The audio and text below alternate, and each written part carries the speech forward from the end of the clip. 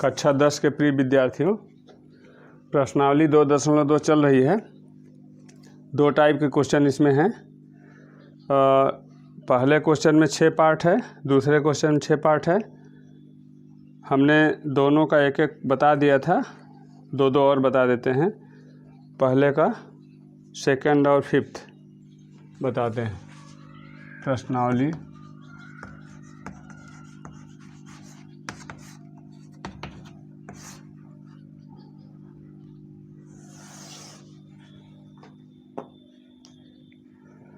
इसमें करना था कि बहुपद यहाँ दिए गए हैं, शून्यक ज्ञात करके उसके बाद शून्यक तथा द्विघात बहुपद के गुणांकों के बीच में जो संबंध होता है उसकी सत्यता की जांच करना है। तो हम दूसरा बताते हैं। दूसरा है, इसमें गुणनखंड के ज्ञान की ज़रूरत है। 4s² -4s + 1। पहले इसका शून्यक निकालेंगे। ध्यान दीजिए, गुणनखंड यस हो चाहे एक्स हो चाहे वाई हो, इसका मतलब चर है, ये बहुपद है। इसका देखिए, हम 2s² -2 × 2s × 1 + 1²। एक को एक वर्ग लिख सकते हैं, इसको 2 × 2s × 1, और ये क्या है 2s का होल स्क्वायर। 4 2 का वर्ग है, s वर्ग s का। अब यहाँ देखें 2s - 1 होल स्क्वायर हो जाएगा, a² + b² - 2 × a × b। अब ये हो गया। अब इससे देखिए, हमारा जो 4s² - 4s + 1 है। अब यह शून्यक निकालते समय हमको ध्यान रखना पड़ता है कि जो हमारा इसका गुणनखंड है, इसमें अधिकतम 2 शून्यक हो सकते हैं। अगर होंगे, जब शून्यक होंगे तो इसका मान शून्य तब कब होगा, जबकि इसका यही 2 बार 2s - 1 × 2s - 1 है, 2 बार है। इसको 2 बार चाहे लिख लें आप, -1। तो 4s² - 4s + 1 = 0 होने के लिए 2s - 1, अगर ये 0 होगा, ये 0 तभी होगा क्योंकि यह बराबर है दिस × दिस, यह गुणे यह, यानी कि यह 0 हो चाहे यह 0 हो, ये 0 होगा तब जबकि 2s - 1 = 0 होगा।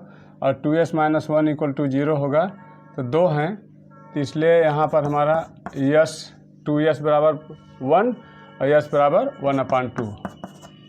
और इसी प्रकार दूसरा भी लिख सकते हैं, 2s - 1 = 0, तो s = 1/2। शून्यक निकला है। अब जरा जो गुणांक होते हैं उसकी सत्यता की जांच करना है, गुणांक के साथ इसके संबंध की। देखें, alpha + beta ax² + bx + c, इसके लिए होता है अल्फ़ा + बीटा। अल्फ़ा बीटा का मान ये है, ये अल्फ़ा है, ये बीटा है, 2 शून्यक तो अल्फ़ा बीटा, दोनों का मान निकल आया है।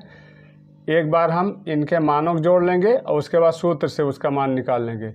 यहाँ देखिए, b के स्थान पर -4 है, a के स्थान पर 4 है, c के स्थान पर 1 है, ध्यान रखिएगा। तो अल्फ़ा + बीटा 1/2 धन 1/2, इसका मान ज्ञात कर लिए, जोड़ करके प्राप्त कर लिए। और सूत्र से क्या है, -4 b, क्योंकि माइनस पहले से माइनस लगा के /4, ये हो जाएगा हमारा 4/4 = 1।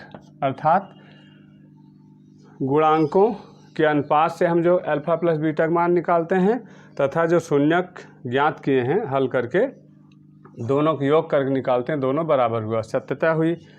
और इसी प्रकार अल्फ़ा बीटा हो जाएगा।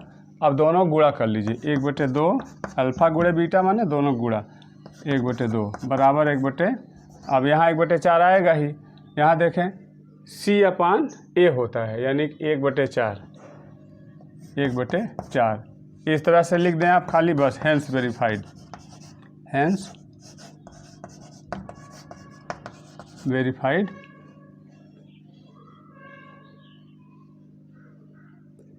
अब दूसरा प्रश्न करते हैं, पाँचवा है टी स्क्वायर माइनस 15। इसका शून्यक ज्ञात करना है। शून्यक ज्ञात करके उसके बाद शून्यक तथा गुणांकों के बीच संबंध स्थापित करना है।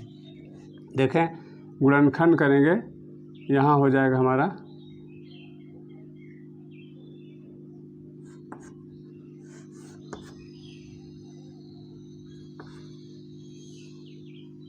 टी प्लस √15 और टी माइनस √15। ये कैसे होगा, इसको लिख सकते हैं टी स्क्वायर माइनस √15 का स्क्वायर। वर्गांतर है, इसका वर्ग, इसको अंडर रूट लेंगे तो वर्ग हो जाएगा। अब देखिए, वर्गांतर में होता है एक ब्रैकेट में a प्लस बी, दूसरे में a माइनस बी। अब देखिए, यह बराबर 0 तब होगा टी स्क्वायर माइनस 15 बराबर 0 के लिए हमारा हो जाएगा टी प्लस √15 इक्वल टू 0 या टी माइनस √15 इक्वल टू 0। ठीक, इसका मतलब हो गया टी इक्वल टू माइनस √15 या टी इक्वल टू प्लस √15। अब यहाँ से आप देखिए, हम एक तरह से अल्फ़ा है, ये बीटा है। हमने बताया था किसी बहुपद में अधिकतम जो चर की घात होगी या ये उसकी घात जो होगी उतने अधिकतम शून्यक होंगे। अब देखें, इसमें ax square plus bx plus c, यहाँ अल्फ़ा प्लस बीटा हमारा क्या हो जाएगा, निकाले हैं माइनस √15 प्लस √15 आएगा 0, प्लस माइनस कट जाएगा। और सूत्र से देखें, सूत्र से माइनस b/a, यहाँ देखें, यहाँ अगर इसको एडजस्ट करके लिखें, यहाँ पर टी स्क्वायर वाला पद नहीं है। देखिए, यहाँ हमारा है T square plus 0 into T, नहीं टी वाला पद नहीं है तो 0 इंटू टी लिख देंगे, माइनस 15 बराबर 0। अर्थात देखें, ax स्क्वायर एक जगह 1 है, bx b के स्थान पर 0 है, c की जगह -15 है। इससे हो जाएगा हमारा, देखिए, माइनस b/, अर्थात 0/1 बराबर 0 हो गया। इसी प्रकार अल्फ़ा बीटा हमारा हो जाएगा, दोनों गुणा करिए, माइनस √15 इंटू √15। अब सूत्र से देखिए, दोनों गुणा कर लिए, अल्फ़ा गुणे बीटा दो मान है। अब हम सूत्र से देखते हैं, c/a होता है, c/a, c के स्थान पर -15 है, a की जगह पर 1 है, अर्थात आ जाएगा -15, दोनों से आएगा। देखिए, √15 गुणे √15 का 15 हो जाएगा, 15 हो जाएगा, अब माइनस लगा रहेगा। इट मीन्स यहाँ लिख देंगे हैंस वेरीफाइड। इसमें दो उत्तर निकालने होते हैं, एक तो शून्यक का मान निकालिए, उसके दूसरे हल के दूसरे हिस्से में हम क्या करते हैं कि शून्यक तथा गुणांकों के बीच में संबंध स्थापित करते हैं। प्रश्नावली 2.2 का दूसरा प्रश्न है। इसका एक प्रश्न हम बताए थे, इसमें गुणांकों का योग तथा गुणनफल दिया रहता है और उसके आधार पर हमको बहुपद का मान ज्ञात करना होता है। देखिए, ये दिया है सेकंड में योग अल्फ़ा प्लस बीटा दिया है √2 और अल्फ़ा बीटा दिया है, यानी कि योग, मान लिया अल्फ़ा और बीटा क्या है, शून्यक है, 1/3। इसके आधार देखिए, यहाँ पर हम लिख सकते हैं, अगर हम माने जो द्विघात बहुपद है ax square plus bx plus c है, इसके आधार पे यहाँ -b/a होता है और सूत्र के आधार पे यहाँ c/a होता है। हम गैस करेंगे a b c का ऐसे मान गैस करेंगे जिससे अनुपात a और c का मान, a और b का मान, इनके स्थान रखने पर यहाँ आ जाए √2, यहाँ आ जाए 1/3। सिंपल सा है कि ए को आमतौर पर 1 मानते हैं। यहाँ हम गेस करेंगे ए हमारा 1 है। जब ए 1 हो जाएगा तो यहाँ √2 लाने के लिए इसको -√2 लेंगे बी को, बी हमारा -√2 हो जाएगा। और इसी तरह ए अगर 1 है, सी हमारा 1/3 हो जाएगा, सी बराबर 1/3। अब हम द्विघात बहुपद निकालेंगे, सीधे लिख देंगे। द्विघात बहुपद का सामान्य सूत्र है ए बी सी के स्थान पर इनका मान लिख देंगे जो गेस किया गया है। इसलिए द्विघात बहुपद हमारा होगा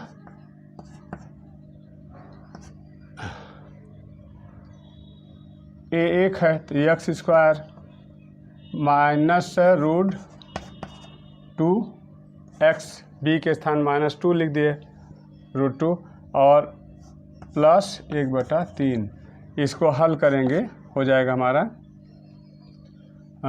सब में 1 है नीचे और 3 1 1 में लॉस हो जाएगा 3, यहाँ हो जाएगा 3x² -3√2x + 1 दिख रहा होगा आपको।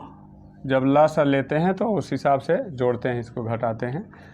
तो 3x² -3√2x + 1 और यहाँ पर 1/3 हम कॉमन ले लेंगे, 3x² -3√2x + 1।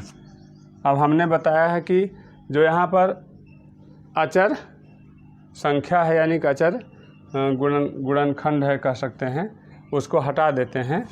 यहाँ लिख देंगे 1/3 हटाने पर यहाँ देखिए हमारा आ जाएगा अभीष्ट बहुपद। अभीष्ट बहुपद हमारा हो जाएगा 3x² -3√2x + 1। और आप देखें इसमें अल्फ़ा प्लस बीटा क्या हो, थोड़ा जगह कम पड़ गई, देख लेते हैं। अल्फ़ा प्लस बीटा हमारा कितना आना चाहिए, √2 आना चाहिए। अब देखें -b माइनस माइनस हो जाएगा ब्रैकेट -3√2/3 -b/a यानी कि 3। तो माइनस माइनस कट जाएगा, 3 कट जाएगा, यहाँ हो जाएगा √2। कितना आना चाहिए, √2। इसी प्रकार आप देखेंगे हमारा अल्फ़ा बीटा 1/3, अल्फ़ा बीटा हमारा हो जा रहा है इससे 1/3। इस तरह से हम जब कभी इसमें जो अचर गुणन है इसको हटा देंगे तब भी कोई फ़र्क नहीं पड़ेगा। इसको रहने से कोई मतलब नहीं कि यह क्या करेगा, 1/3 से सब में गुणा है और सब में जो गुणा उसको हटा देंगे तब भी कोई यहाँ पर अंतर नहीं आता है, इसीलिए इसको हटाते हैं। दूसरे का 5वां प्रश्न है। इसमें मान लें सामान्य समीकरण है, सामान्य सूत्र है ये द्विघात बहुपद का, ax² + bx + c इसको आप जानते हैं। दिया है मान लिया अल्फ़ा बीटा है शून्यक, तो दोनों का योग दिया है और गुणन दिया है इतना।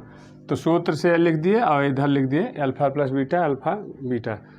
आप देखें ए बी सी के स्थान पर हम ए के स्थान पर हमेशा 1 लेते हैं।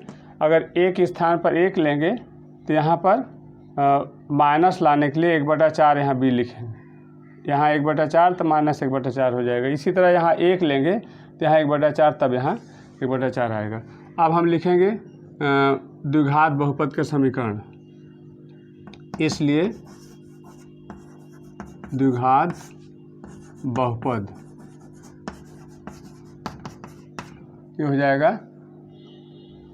ए के स्थान पर 1 लिखेंगे अर्थात x² हो जाएगा, बी के स्थान पर 1/4 x + 1/4। अब आप देखें इसको हल करेंगे हो जाएगा 4x² + x + 1 और यहाँ हम ले लेंगे 1/4। यहाँ हो जाएगा अभीष्ट, इसलिए अभीष्ट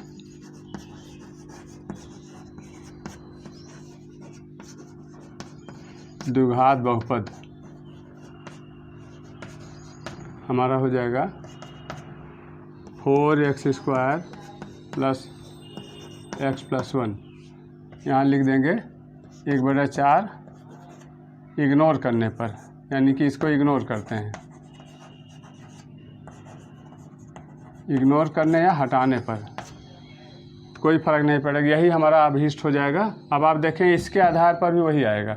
आप देखें यहाँ पर A के स्थान पर 4 है, B के स्थान पर 1 है, C के स्थान पर 1 है। हमारा अल्फ़ा प्लस बीटा क्या हो जाएगा, -b/a अर्थात -1/4 आया ना।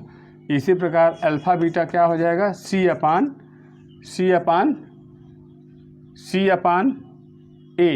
अर्थात 1/4।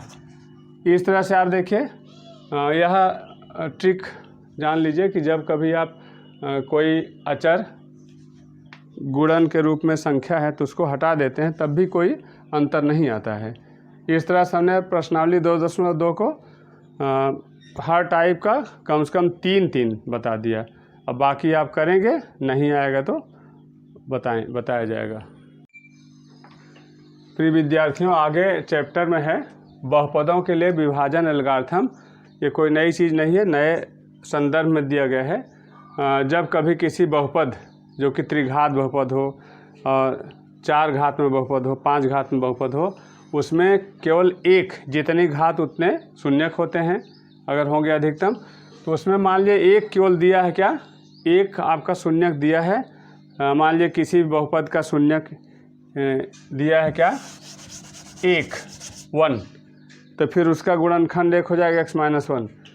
तो शेष शून्यक निकालने के लिए हम उसका गुणनखंड करेंगे, लेकिन गुणनखंड करने से पहले हम x-1 एक गुणनखंड जो उससे बड़े वाले को भाग देंगे, जो भागफल आएगा उसकी घात कम होगी। जैसे मान त्रिघात बहुपद है, x-1 से भाग देने पर द्विघात बहुपद आएगा भागफल के रूप में। फिर उसका आसानी से हम गुणनखंड करके, जितने गुणनखंड होंगे उतने x के मान होंगे, उतने ही शून्यक होंगे। देखें एक उदाहरण है आपका प्रश्नावली 2.3,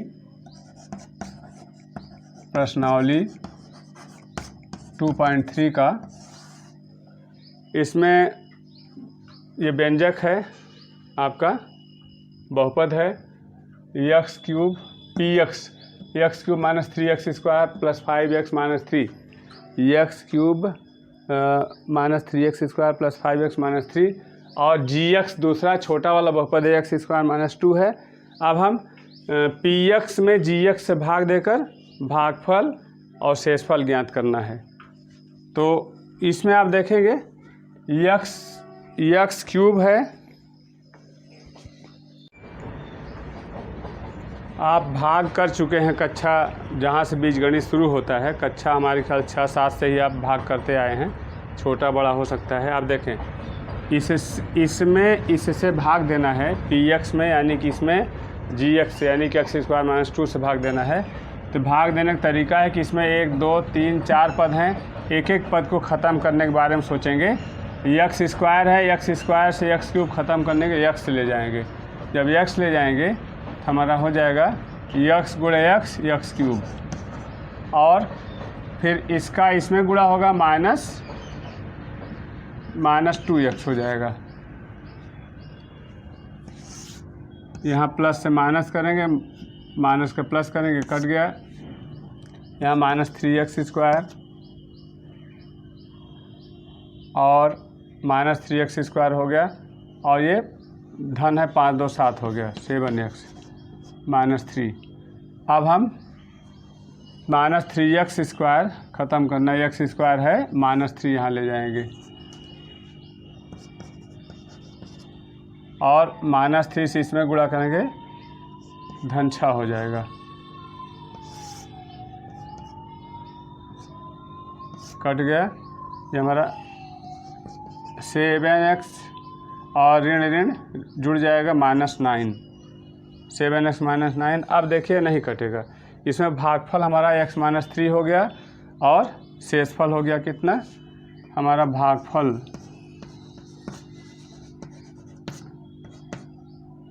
x माइनस 3 शेषफल